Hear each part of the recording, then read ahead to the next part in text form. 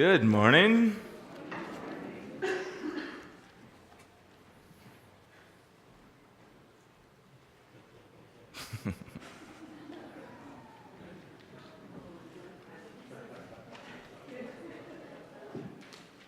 It's like a running joke here at First Baptist Church. Still no? You know what? I bet you the sensor's not actually plugged in. Well, it was working just... Oh, it was working earlier, wasn't it? Okay, do me a favor, close down Media Shout, open up PowerPoint, and if that doesn't work, then I'll let you control it, I guess.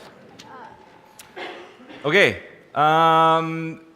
we are in a sermon series right now called Covenant Community, and just to do a recap for those that maybe missed week 1, the idea here is that the church is a community. Now we know that church in Greek is ecclesia, which means the gathering. And so we've done a good job at the gathering because we've picked the perfect day. We've designed our sanctuaries to sort of gather everybody and point people to God. Hey, all right. I think we have this figured out. The problem is sometimes churches don't do very well with the whole community aspect of church because everybody's always looking somewhere besides each other. So, look what happens when I start walking around. Hey, Jeremy. All of a sudden, you don't just see me, but you see everybody else. You see the people that are part of the assembly. And so the idea is that we are not just an assembly, but we are a community, a covenant community.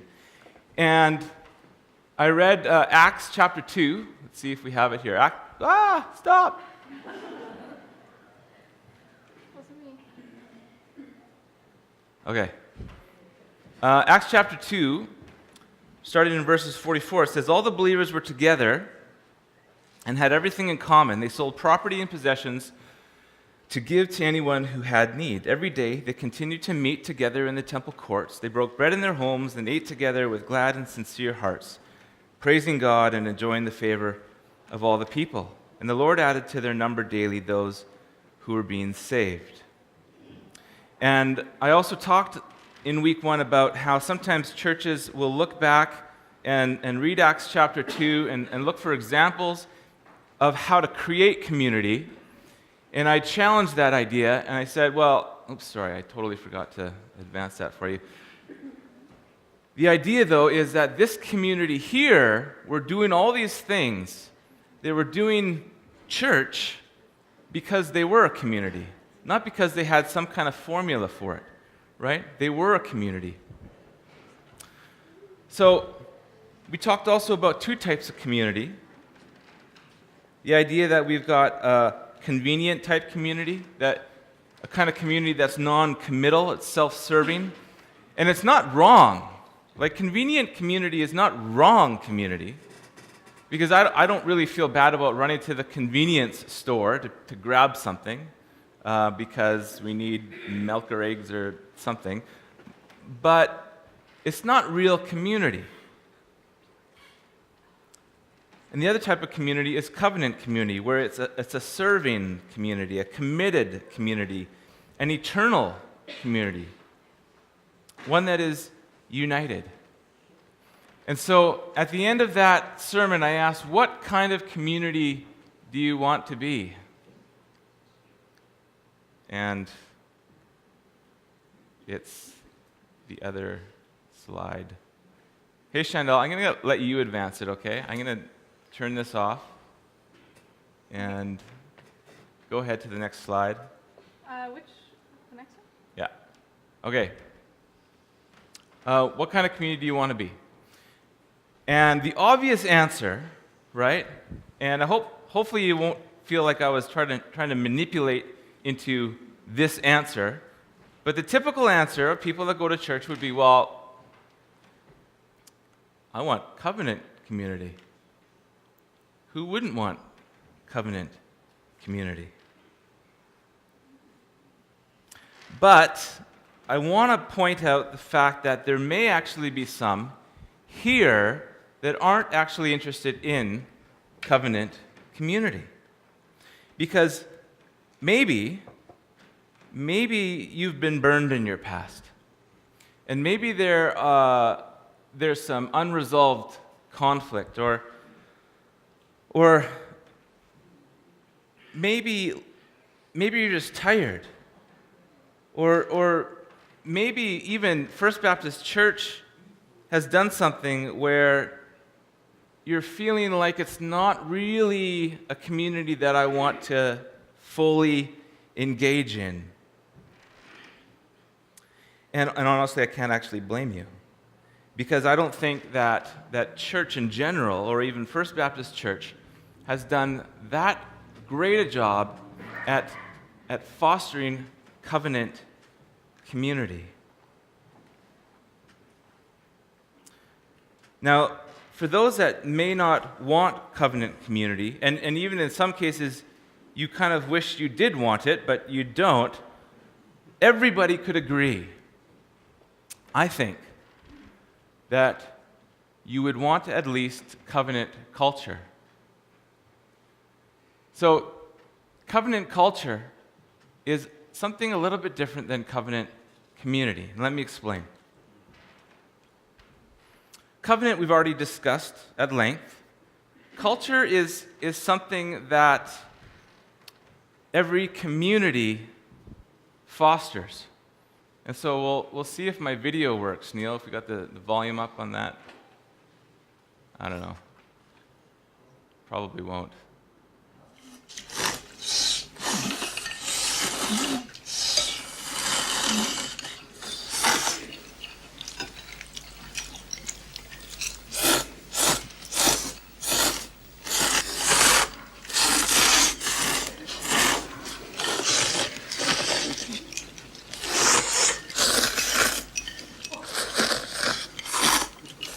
It's polite.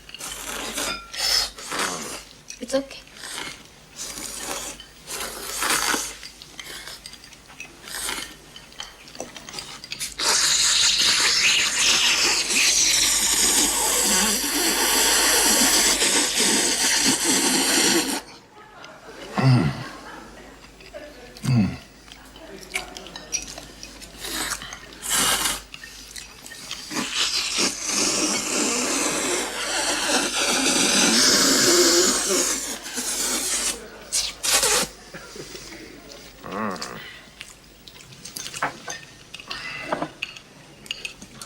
Jack?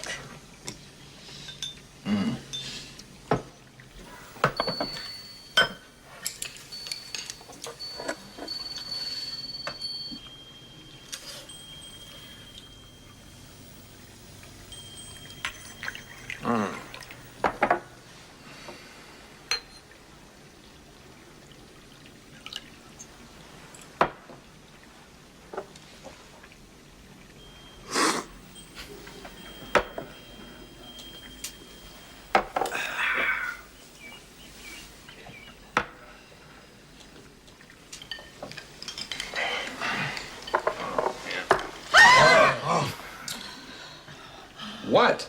Bad luck. ちゃんとヒロコ教えてあげなさいよ。あんたの持ち方には好きがあるよ。What did he say?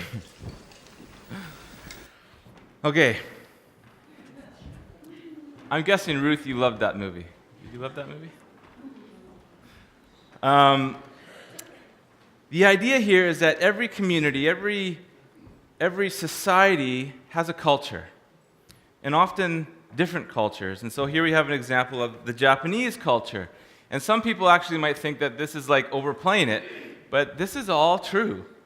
This is actually all true. They really would freak out if you put your chopsticks and stuck them up in the middle of your bowl. Now, my definition of culture is this idea that we have an atmosphere that develops the characteristics of a community. Okay? An atmosphere that develops the characteristics of a community. Now, for an example, or in a way a metaphor, think of microbiology. Do we have any microbiologists here? Sort of. I am not a biologist. I hated biology in high school. But microbiology actually kind of teaches us a bit about society and culture. Because in microbiology, the whole idea is that you have a culture that you fit in a petri dish, and you grow organisms. And you create an environment that allows certain organisms to grow and other organisms to not. Does that make sense? No? So you've got a culture, and you're putting a sample in there, and because of how you develop that culture and shape the culture in that petri dish, certain organisms will grow and certain organisms won't.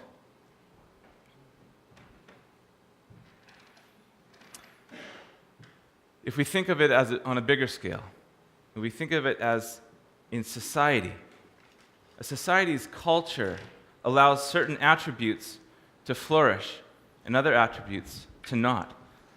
First Baptist Church. Now, if you think of First Baptist Church and the culture of First Baptist Church, one of the things that a lot of people will point out as part of the culture of First Baptist is the idea that we are a welcoming church, right? More often than not, that's what you'll hear from people. And that's great, right? I mean, to be a welcoming church, people feel welcome when they come in. And that's great for fostering newcomers. But what about old comers? Right? Because you also need a culture that's going to foster and encourage and grow commitment and people and leaders. For those that may not be interested in covenant community, here at First Baptist, it might be because you don't sense a covenant culture.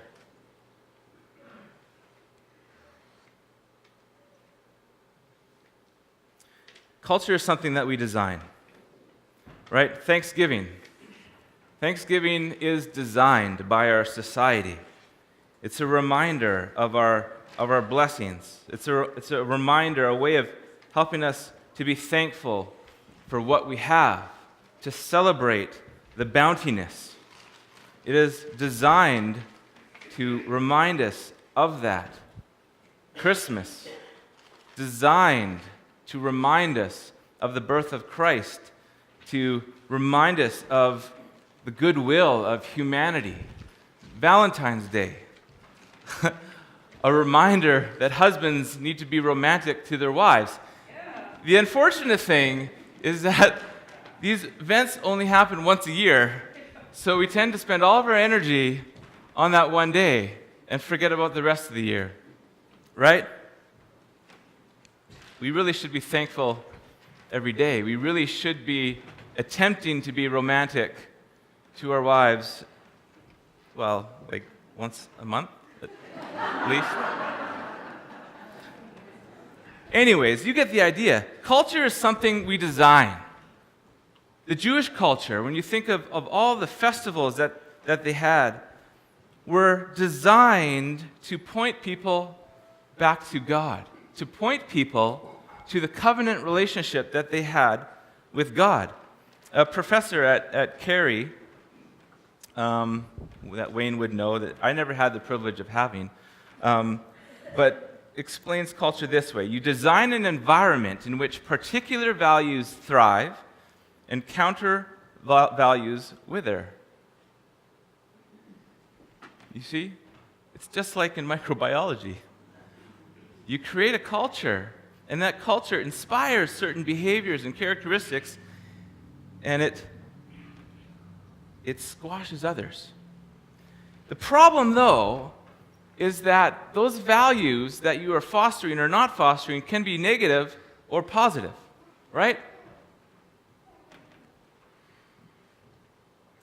So in order to sort of figure out the kind of culture that we want at First Baptist Church, let's talk about the kind of culture that we don't. Culture that inhibits the growth of covenant. So, the first one, fear.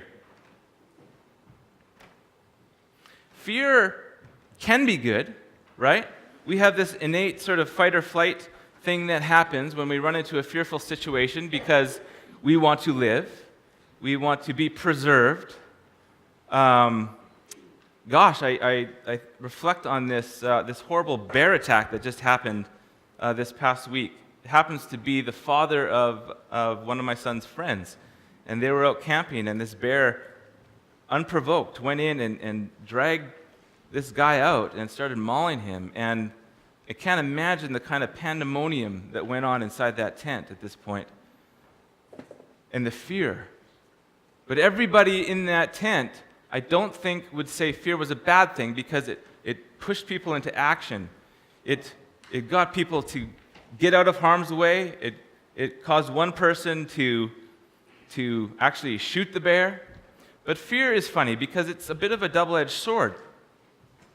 In 1 John 4:18, we read, "There is no fear in love, but perfect love drives out fear," because fear has to do with punishment. The one who fears is not made perfect in love. So I have a question. If perfect love drives out fear, what can drive out perfect love?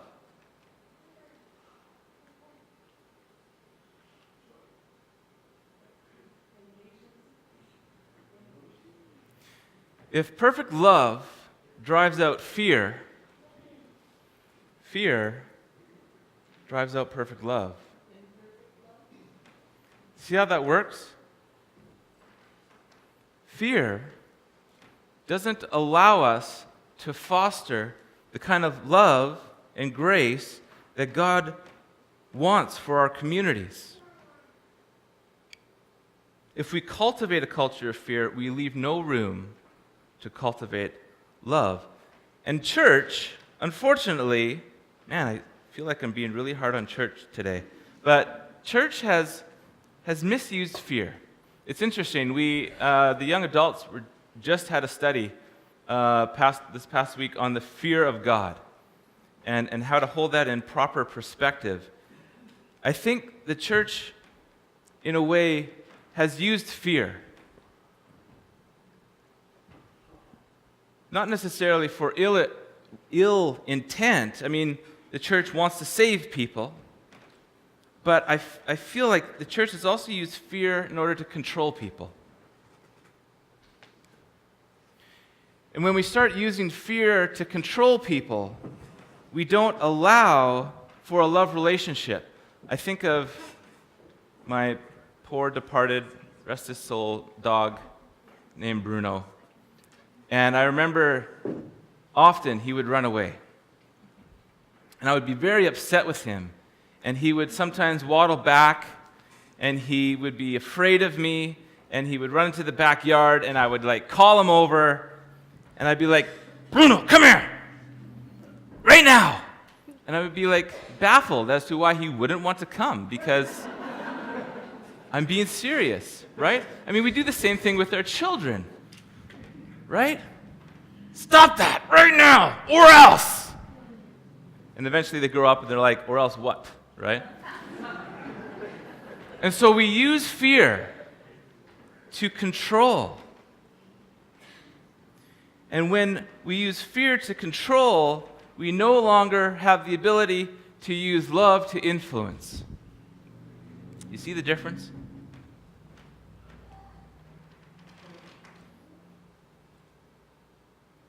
Fear causes us to flee, or it causes us to fight. It causes us to react instead of reason. You see, this is the dialogue that sometimes we'll have. I fear how you will treat me, or I fear what I might have to change about myself, so I'm just going to get out of this relationship. The next one, and I'm sure nobody struggles with this, complaining. Now, today is Thanksgiving. You are officially not allowed to complain on Thanksgiving. And complaining can't be mistaken for criticizing, because criticizing actually has a place. Criticizing, and I'll talk about that in a second. In Ephesians 4:29, we see, "Let no corrupting talk come out of your mouths, but only such as is good for building up, as fits the occasion, that it may give grace to those who hear." So, we get a sense that we can say stuff, we can talk about things that perhaps we don't appreciate, but it has to be for the building up of the community. Churches, again, have been plagued with complaining about music or preaching styles or ministries that should be doing this or that. I'm sure if we all searched our hearts, we would find certain things that we've complained about. I knew last week we had a service in honor of Cal and Joanne, which were here. Are they like moving seats now? I'm just not used to this. Oh, you're up there. Oh my goodness. You're just gonna play musical chairs. We had a service honoring Cal for his 5 years of service here, but also his 36 years of retirement. And I knew that if we did some kind of a specific, out-of-the-ordinary service on a Sunday morning, there would be a bit of complaining. And so in my mind, I was designing the service to feel like church, but still, be honoring to Cal. But I know there's probably some here that thought, that's not what you do on a Sunday morning, right?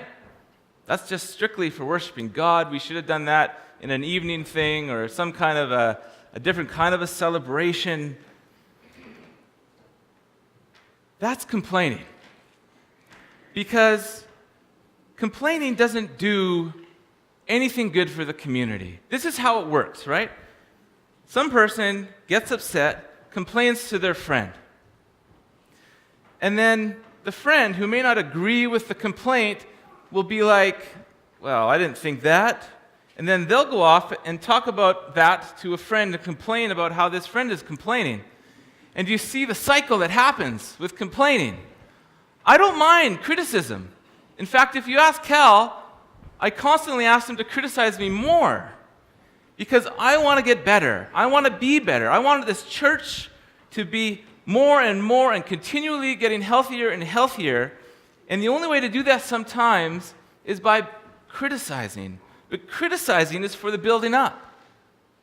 It's for the making better. If you're going to sit there and you're going to complain to somebody about something, ask yourself, how does this help build covenant community? Right? Amen? Good. I'm glad I'm not alone in this. Next one. Rumor. Now, rumor is different than complaining. In, where are we? 1 Thessalonians chapter 4, verses 11 to 12, we see, and aspire to live quietly, and to mind your own affairs, and to work with your hands as we instructed you, so that you may walk properly before outsiders and be dependent on no one. And so the key point in here is minding your own affairs. This is how gossip works. And this is why it's so prevalent. Because information is currency. I don't know if you noticed this, but when somebody is really well informed, you want their information. They are very well respected when they are well informed. In fact, sometimes in our own lives, when we know information or we know a secret of some kind, we feel kind of rich. Like, I know something you don't know. You don't even know that I know that something that you don't know. But then all of a sudden we realize, gosh, I don't feel very rich because nobody knows I'm rich. And so we begin to share that information because we want people to know that we are rich in information. This is why rumors work. This is why people get trapped in the cycle of rumors. We also have the tendency to fill in blanks. Have you ever noticed that? If we're not completely clear about something, and this happens in church all the time, right? For privacy or just reasons of just not wanting to include everybody in the mess, we'll have sort of official letters read, right? Or official announcements said, and they often seem ambiguous. And they have to be. But when something seems ambiguous, when there's blanks in an explanation, our tendency is to fill them in. And it doesn't matter if it's true or not, it just has to be possible. And then we share that information with others because information is currency. And how does that help build covenant community?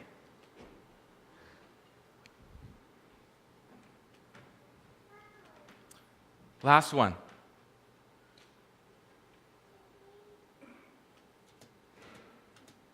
Avoidance.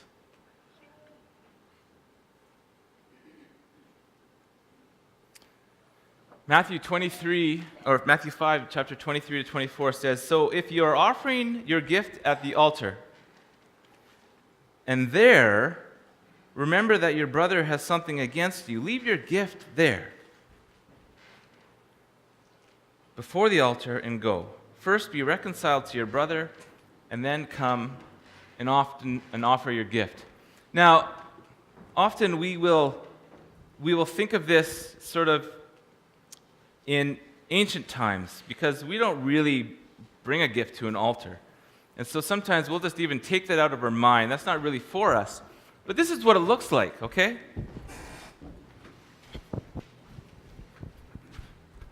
I come to church. Hey, guys. How's it going? Elmer, good to see you. Good. I'm coming into my church. I'm wanting to offer myself in worship to God. And then I see somebody that I don't really want to talk to. So I'll kind of come and sit over in this area. I'll have a seat, and I'll just ignore that person that I have that issue with. The problem here is that what this verse is saying is that you can't offer your gift, you can't offer your worship until you've made things right with that fellow believer. There's probably people here that have a beef with somebody else here. And what this verse is saying is that you may not be able to experience true worship here. You may not be able to offer what you have to bring to God without first making it right with your brother or sister. And that's tough because we have a tendency to enjoy peacekeeping. In the Beatitudes, Jesus says, "Blessed are the peacemakers." Blessed are the peacemakers. Sometimes we get peacemakers confused with peacekeepers. You see, peacekeeping is this idea that I will just stay quiet, I won't raise a fuss, I'll just ignore the problem, and then we'll keep the peace.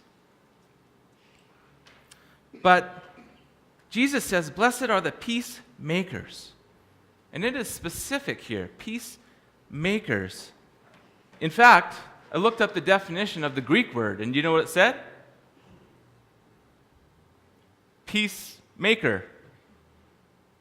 That's it. One who makes peace. In order to make peace, you need to actually work on making peace. Sometimes we fear, right? Sometimes we fear what making peace will do. But we're not really given the option to peace keep. Jesus desires us to go and to work things out. And often, that working things out can be painful. And so I don't blame people for not wanting to peacemake, but it's what we're called to do so that we can offer ourselves in true worship to God. So, next slide, please. How is culture fostered? And I want to just acknowledge the fact that week 1, and this is week 2, I haven't really taught anything. This is really just sort of concept of the idea of culture and community. And I feel a little bad because the one thing that, as a pastor in a sermon you're supposed to do is at the end give some practical ways of helping. I don't plan on doing that today either. And I'm sorry, but that's in weeks to come. But for now, how is culture fostered? It is basically fostered through your pastors, for one. I live a certain way, I act a certain way, I dress a certain way, and then people feel comfortable with that. And so it fosters that kind of behavior, right? People feel very comfortable coming in jeans to First Baptist, partly because your pastors over the years have worn jeans, maybe more than others, but you understand that's how things are fostered. I joke around a bit at the front, and so that will foster a sort of playful attitude amongst the community. Another way that it's fostered is through the leadership. How they handle conflict when it arises. How they are involved in ministry. And people will see that and see those examples of the way they are living, and that will encourage that kind of behavior, those characteristics in the community. But, number 3, it is mainly fostered through the interactions of our relationships. You see, I just listed off 4 main ways that covenant community is not fostered. The wrong kind of culture. And all those things are up to you guys to change.